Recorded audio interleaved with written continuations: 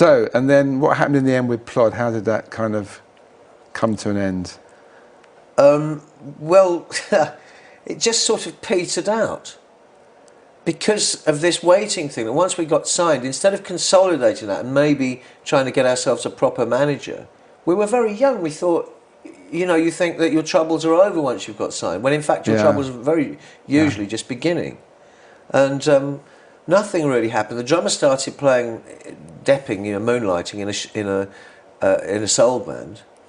The guitarist Johnny and his brother wanted to go to London. They thought you only make it if you go to London. Well, there's some truth in that, actually, at that time especially. Yeah, and I kind of went off to France for a while, not for very long, for about 3 weeks. Because I had a girlfriend over there and I never got to see her because I was always gigging. And I went there, and when I came back it had just kind of petered out. I think it was one of the worst times of my life, really. The spring of 1975, I kind of didn't know what to do with myself. I'd been playing in a band for 2 years and I couldn't see there being such a fun band again. Because you had Giles Smith in the band, didn't you? Not in Plod, he wasn't. He was too young. Oh, that was later. Yeah,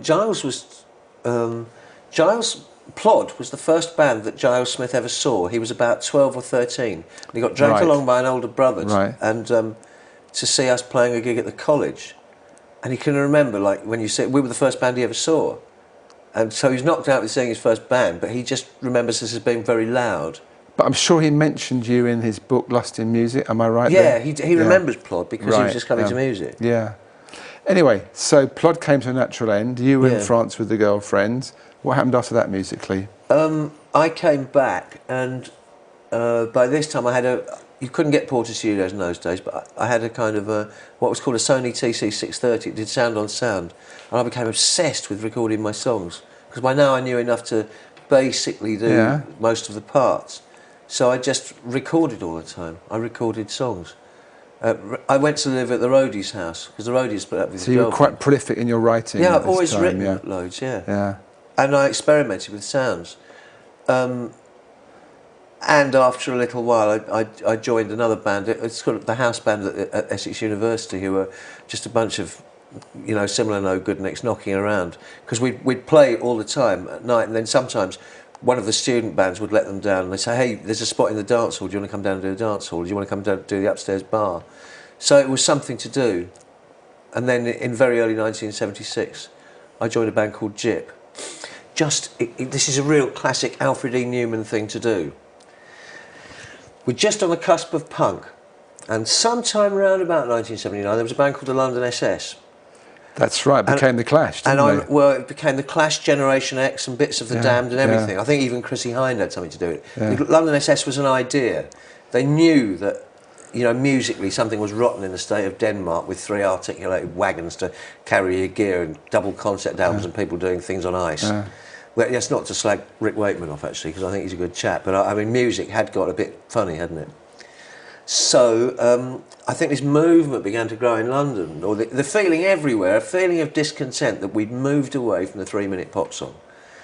And of course, something began to germinate. So I saw an advert which said, really wild, outlandish singer wanted, not afraid to, you know, do whatever. And I thought, that sounds like me. So I got on the phone to this guy in a call box. I think he was probably in another call box. And I spoke to him for ages and we agreed about everything.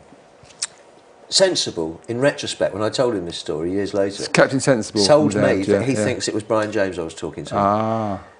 He thinks it was Brian James. You know, lots of us had the same idea.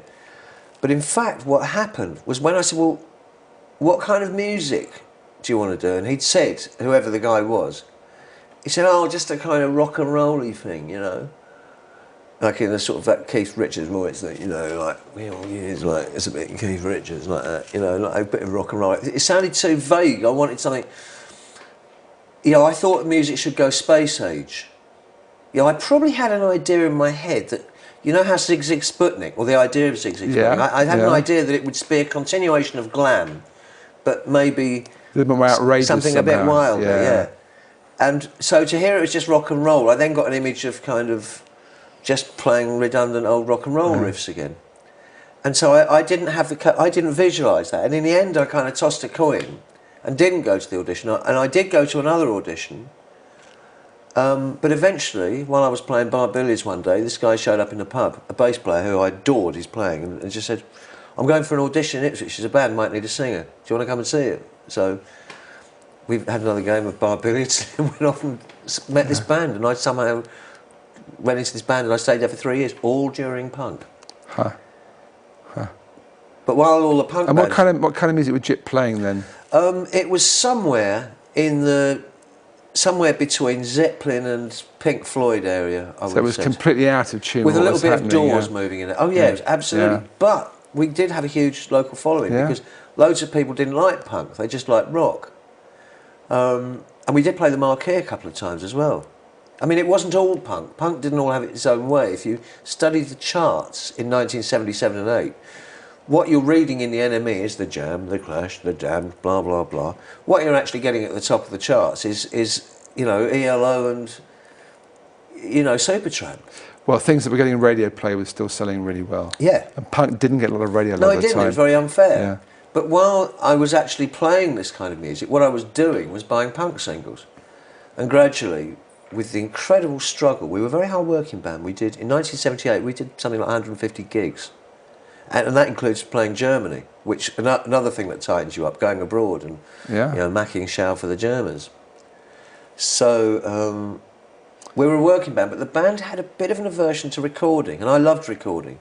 So if there was anything to do with the split, which was perfectly amicable, it was just, I thought, if we got some money, instead of buying another gargantuan PA that you couldn't get into a pub, why not spend 300 quid on a day in Spacewood Studios in Cambridge and make a proper record and start to sell it? I had this DIY ethic. We could make a record and sell it. Which is what punk was all about, this DIY thing, doing it yourself. Anyone can put a record out and start a label. But that sort of didn't happen, and in the end, in 1979, having split up with my long-term girlfriend and really felt that everything was going a bit wrong, I left and resolved to dedicate myself to 3-minute pop songs till I got the idea right. I felt that I was desperately out of tune with it, had become out of tune with the times in what I was doing, if not what I was thinking. So I resolved. I thought this is stupid. I know about 3-minute pop songs. I should be doing this.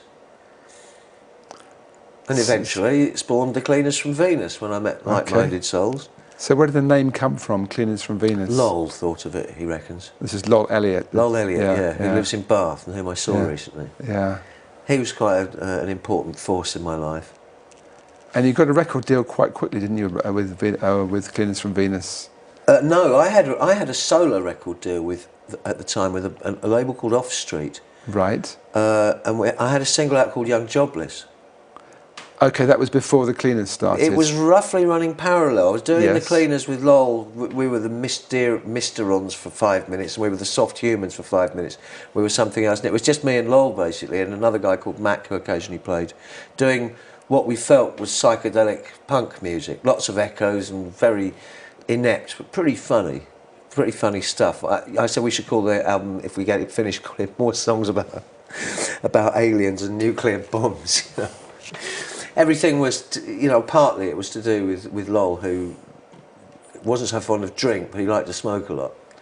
And I naturally had that kind of sense of humour where I thought, this is fun, we'll do this for fun, because the day job was actually off-street record signing, and EMI very quickly picked it up and put it out. Because EMI, the guy who was there, I know he wasn't listening to Radio 1, but he was listening to Radio 4, and Radio 4 had done this thing because I wrote a song about unemployment and its impact on young people for a B-side, which they flipped over and used as the A-side. When the A-side we really worked on, it was called Sylvian Toy Town, and they played this thing. And it started to get airplay, so EMI signed us up for the very generous cut, having having done all the work, of something like 4%. That's not a very good royalty rate. Well, that's a really good deal, isn't it? You know, but I just thought, oh wow, I'm with EMI. That's important. And well, certainly the indie guys who sold me out to them did. But at least you were signed to EMI. I was on Radio 1 every day. Yeah, you having records out? Yeah, I'd be washing up in this restaurant, and my record had come on the radio.